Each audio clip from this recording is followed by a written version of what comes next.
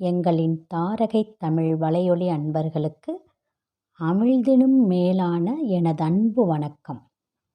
கடவுளின் வேண்டுதலில் அவசரம் காட்டாதீர்கள். அவசர வேண்டுதலால் அல்லலே, நிதானமே பிரதானம். ஐவரை மணந்த பாஞ்சாலி கற்புக்கரசியா என்ற விடை தேடும் கதை களம் இது. வாருங்கள் கதைக்கலாம் இதை. கடவுள் நம்பிக்கை நம் வாழ்வில் பிரிக்க முடியாத ஒன்று. கடவுள் நம்பிக்கையற்ற நாத்திகவாதிகள் கூட தம் வாழ்வில் இடர்படும் காலத்தில் கடைசி நிமிடத்திலாவது இறைவனை தேடி வேண்டுவர். அவரவர் இஷ்ட தெய்வங்களிடம் இஷ்டப்படி வேண்டுவது வழக்கம். சிலர் வேண்டுதலை கூட அவசர அவசரமாக வேண்டி கேட்பர். உதாரணத்திற்கு எறும்பை சொல்லலாம். எறும்பு கடவுளிடம் வரம் கேட்க சென்ற பொழுது கடவுளை நேரில் கண்டதும் ஒரே பரபரப்பாக காணப்பட்டது. அந்த பதற்றத்தில் தான் கேட்க நினைத்த வரத்தை மாற்றி கேட்டது. தான் கடித்து பிறர் சாகணும் என்று தனது தற்காப்புக்காக கேட்க வந்த வரத்தை எறும்பு தான் கடித்து தான் சாகணும் என்று மாற்றி கேட்டதாம். அதனால்தான் எறும்பானது நம்மை கடித்ததும் உடனே இறந்து விடுகிறதாம் என்று எனக்கு சிறு வயதில் என் பாட்டி, அதாவது அப்பத்தா, சொன்னதாக நினைவு. இன்னும் சிலரோ கடவுளுக்கு தெரியாதா நமக்கு என்ன தேவை என்று என எண்ணி நீயே பார்த்து ஏதாவது செய் என்று வேண்டத் தெரியாமல் வேண்டுவார்கள். நம் ஜனநாயக நாட்டில் சுதந்திரம் கூட போராடி கேட்டுத்தானே பெற்றோம். நம் அடிப்படை தேவைகளான மின் வசதி, குடிநீர் வசதி, சாலை வசதிகளை கூட கோரிக்கை வைத்து பெறும்பொழுது கடவுளிடம் மட்டும் நாம் வேண்டி கேட்காமல் எப்படி தீர்வு கிடைக்கும்?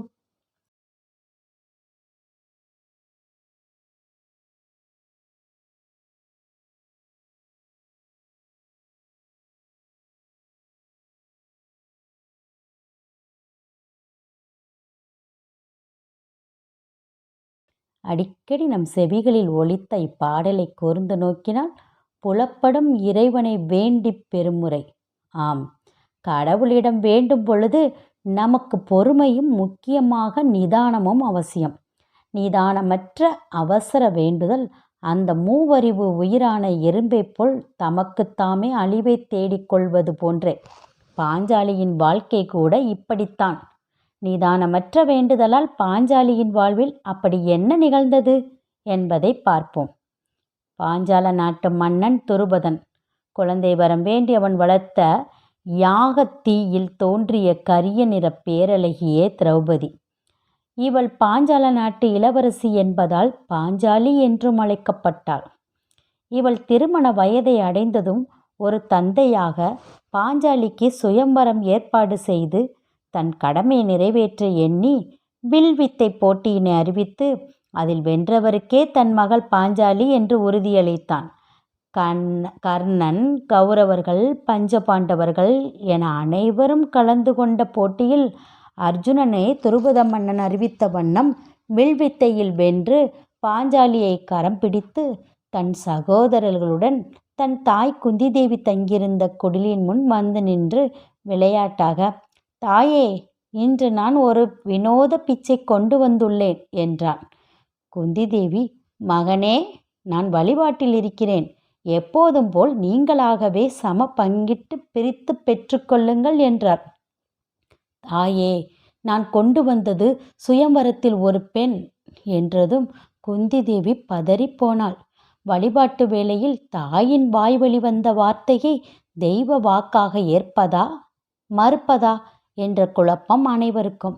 இதற்கு தீர்வு காண வியாசர், பாட்டன் பீஸ்மர், கிருஷ்ணன் ஆகியோர் கூடி அதற்கு தீர்வு தந்தனர்.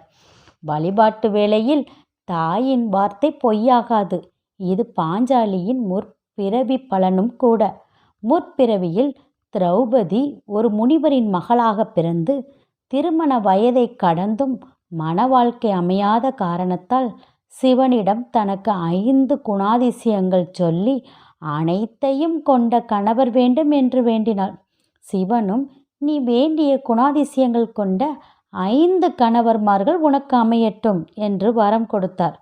பதறிப்போன முனிவரின் மகள் 5 கணவர்மார்கள் அல்ல, நான் வேண்டியது 5 குணாதிசயங்கள் கொண்ட ஒரு கணவனே என்றதற்கு சிவனோ, நீ ஒவ்வொரு குணாதிசயத்தையும் சொல்லி சொல்லி 5 முறை கணவனை வேண்டி கேட்டபோது நானும் அப்படியே ஆகட்டும் அப்படியே ஆகட்டும் என்று 5 முறை வரம் கொடுத்து விட்டேன். கொடுத்த வரம் கொடுத்தாயிற்று. அடுத்த பிறவியில் நான் உனக்கு கொடுத்த வரத்தின்படி 5 கணவர்மார்களுக்கு மனைவியாய் வாழ்வாய் என்றார் சிவன். முற்பிறவியில் பெற்ற வரத்தின்படியே பாஞ்சாலி இப்பிறவியில் தரும குணம் கொண்ட தருமரையும், வலிமை வாய்ந்த பீமனையும், வில்லாற்றல் பொருந்திய அர்ஜுனனையும், கலையும் அழகும் ததும்பிய இரட்டையர்களான நகுலன் மற்றும் சகாதேவன் ஆகிய பஞ்ச பாண்டவர்கள் 5 மணந்தாள் என்ற விளக்கத்தை தந்தார் கிருஷ்ணர். இருப்பினும் 5 எப்படி ஒருத்தியுடன் இல்லற வாழ்வில் இணைந்திருக்க முடியும் என்ற குழப்பம் பஞ்ச பாண்டவருக்கு. அதற்கும் கிருஷ்ணர் ஒரு தீர்வு தந்தார். பாஞ்சாலி 1 வருட காலம் பஞ்ச பாண்டவர்களில் ஒருவருடன் வாழ வேண்டும். அதன் பிறகு அடுத்த 1 வருட காலம் மற்றவர் என்று தொடர்ந்து 5 வாழ முடியும்.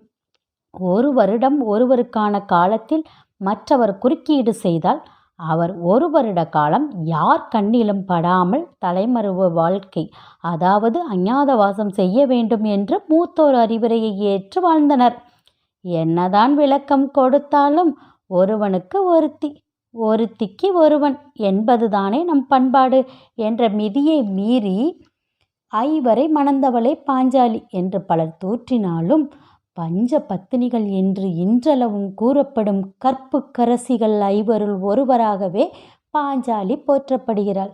இன்றும் பாஞ்சாலியான திரௌபதிக்கு கோயில் கட்டி, அம்மன் வழிபாடு நடத்தி, தீமிதி திருவிழா கொண்டாடி தம் இல்லற வாழ்வின் இன்னலுக்கு தீர்வு காணும் மக்களின் வேண்டுதலும் நடைபெற்று கொண்டுதானே இருக்கின்றது.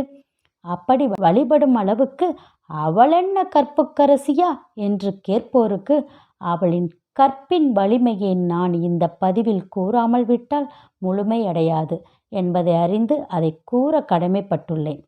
பாஞ்சாலியின் கற்பின் மேன்மை கடலினும் பெரிதே. 1 வருடம் பஞ்ச பாண்டவர்களில் ஒருவருடன் வாழ்ந்த பிறகு அடுத்தவருடன் வாழும் காலம் வரும் முன்னர் தானே தீ மூட்டி அதில் இறங்கி அக்கினியால் தன்னை சுத்தப்படுத்திய பிறகே புது பொலிவு பெற்று கன்னித்தன்மையுடன் வெளிவந்த பிறகே மற்றவருடன் வாழ்வாள். பாஞ்சாலி அந்த 1 வருட காலம் முழுமையுமே தான் வாழும் அந்த ஒருவருக்கு மட்டுமே பத்தினியாக வாழ்ந்ததின் அடையாளமே இன்றளவும் தெய்வமாக கற்புக்கரசியாக போற்றப்படுகிறாள். இக்கதையை கேட்ட பிறகாவது கடவுளிடம் நிதானமாக வேண்டி உங்களின் தேவைகளை கேட்டு பெறுங்கள். அனுமனிடம் ஆற்றலை கேட்டு பெறுங்கள். கலைமகளிடம் கல்வியை கேட்டு பெறுங்கள். மகாலட்சுமியிடம் செல்வத்தை கேட்டு பெறுங்கள். நடராஜனிடம் நாட்டியக் கலையை கேட்டு பெறுங்கள். நன்றி, வணக்கம்.